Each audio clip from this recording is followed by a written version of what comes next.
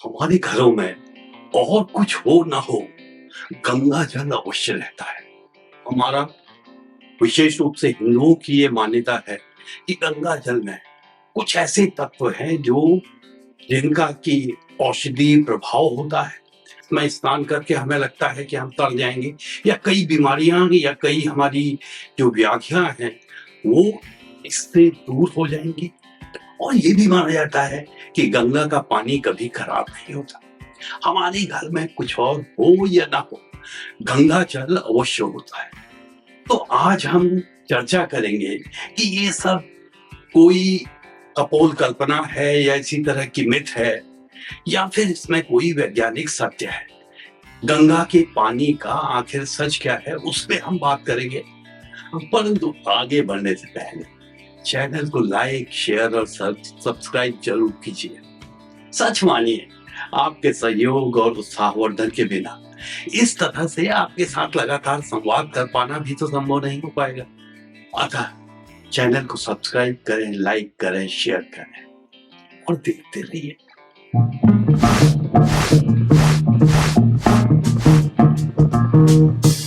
गंगा की बात करें तो गंगा का इस पृथ्वी पे अवतरण, जैसा कि हम हिंदू मानते हैं, वो भगीरथ पुत्रों को मुक्ति दिलाने के लिए पृथ्वी पर आई और उसके पृथ्वी पे अवतरण में भगवान शिव की प्रमुख भूमिका रही।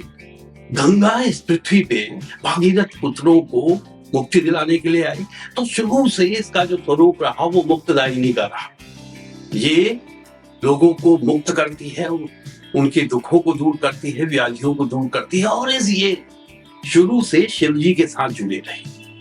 अगर हम गंगा के पानी के वैज्ञानिक आधार की बात करें तो 1896 के आसपास हैजा की बीमारी, कॉलरा की महामारी फैल रही थी। उस समय अर्नेस्ट हैंकिंग एक ब्रिटिश माइक्रोबायोलॉजिस्ट थे, वो देख रहे थे कि जो हिंदू तीर्थयात्री हैं वो गंगा जल ले जा रहे हैं। इससे उनको शक हुआ कि इससे कॉलरा का प्रचार प्रसार हो सकता है। तो उन्होंने गंगा के पानी को देखना, उसका परीक्षण करना शुरू किया। उन्होंने पाया कि जो गंगा जल है उसमें जो ये बैक्टीरिया है ये कुछ ही घंटों में समाप्त हो जाते हैं। फिर उन्होंने आस-पास में जो कुएं थे और वाटर के पॉन्ड्स थे उनका पानी देखा जहाँ पे गंगा के पानी का सीधा प्रभाव नहीं हो रहा। तो उन्होंने ये पाया कि ये पानी में बैक्टीरिया जीवित रहते हैं।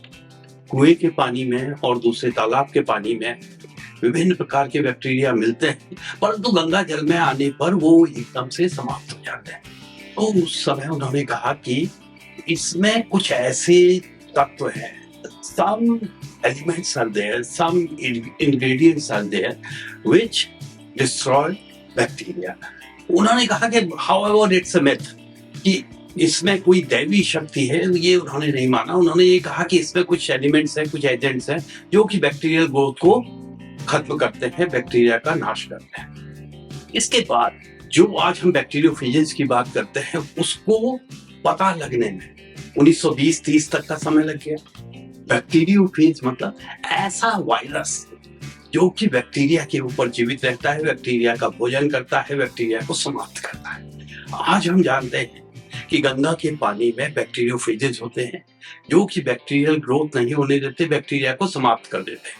और जैसा कि वैज्ञानिकों ने पता लगाया है, ये जो बैक्टीरियोफेजेस हैं गंगा के पानी में, ये ऐसे बैक्टीरिया को भी समाप्त कर देते हैं जो कि एंटीबायोटिक रेजिस्टेंट हैं, जो एंटीबॉडी रेजिस्टेंट हो गए हैं समय के साथ, उनको भी ये बैक्टीरियोफेजेस समाप्त कर देते हैं।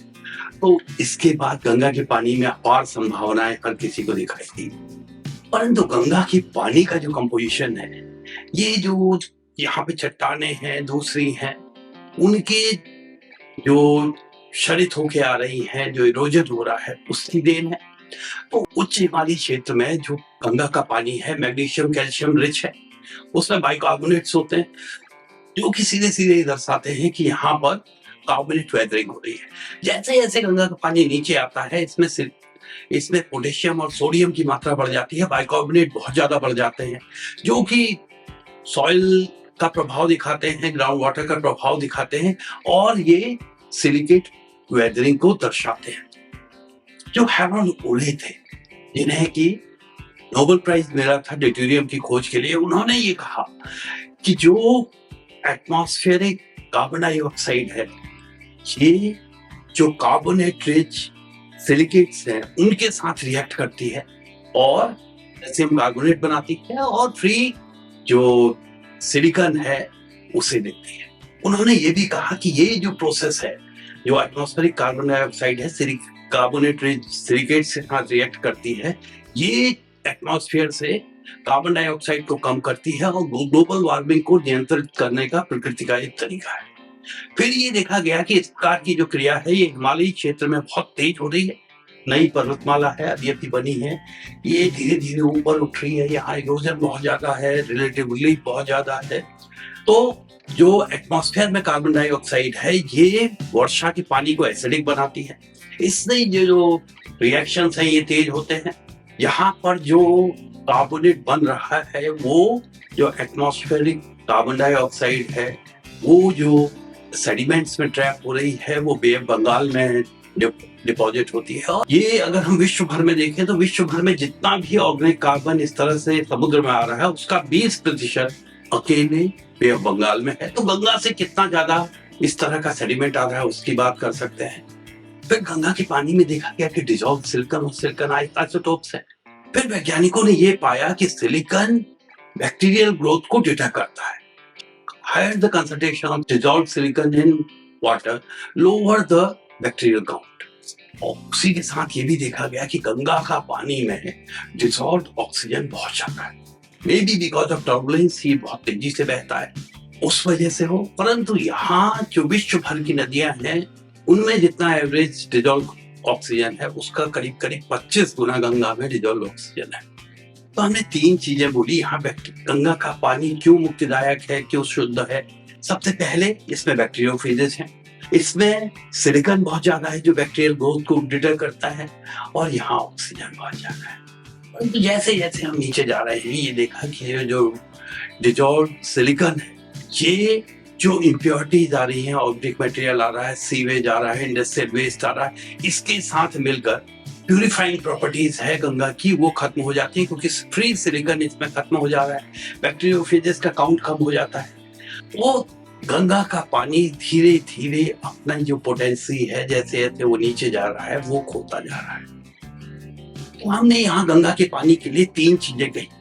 एक तो यहाँ पर डिसॉल्व्ड ऑक्सीजन इसमें बहुत ज्यादा है, बैक्टीरियोफेजेस हैं जो कि बैक्टीरिया को खा लेता है, ऐसा वायरस है, और साथ ही फ्री सिलिकेट्स बहुत ज्यादा है जो कि बैक्टीरियल ग्रोथ नहीं होने देते। इन सब का मिला जुला असर है कि गंगा की पानी इतना मोक्षदायिनी है, इतना सेल्फ प्यूरिफाइंग है, इसमें बैक्टीरियल ग्रोथ नहीं होती है।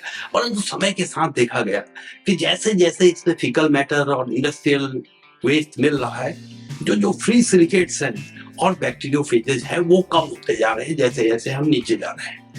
और आप देखेंगे पटना तक जाते जाते फीकल मैटर बहुत ज्यादा बढ़ जाता है। तो ये फ्री सिलिकेट्स हैं वो इन सब के साथ बाइंड हो जाते हैं और इनकी जो सेल्फ प्यूरिफाइंग प्रॉपर्टी है वो खत्म हो जाती है। जो हमारा ये सिस्टम है, पहाड़ों में हम देख रहे थे कार्बन डाइऑक्साइड जो है बारिश के पानी के साथ मिलकर थोड़ा एसिडिक हो जाता है, बारिश का पानी कार्बन डाइऑक्साइड की वजह से, और ये तेजी से रिएक्ट करता है और कैल्शियम कार्बोनेट पैदा करता है, सिलिकेट्स पैदा करता है। परंतु ये जो प्रोसेस है ये भी इंटरप्ट हो रहा है। तो राम तेरी गंगा मैली हो गई, पापियों का पाप धोते धोते। जो हमारा फीकल मैटर है, दूसरी चीजें हैं, इसकी वजह से गंगा की सेल्फ प्यूरिफाइंग प्रॉपर्टीज खत्म हो रही है। तो यहाँ गंगा को साफ करना इसलिए भी जरूरी है कि जो जियोलॉजिकल टाइम स्केल में ये प्रोसेस चल रहा है जिसकी वजह से एटमॉस्फेरिक कार्बन कार्बोनेट के रूप में तब्दील होके और समुद्र में जमा हो रही है, ये प्रोसेस लगातार चलता रहे।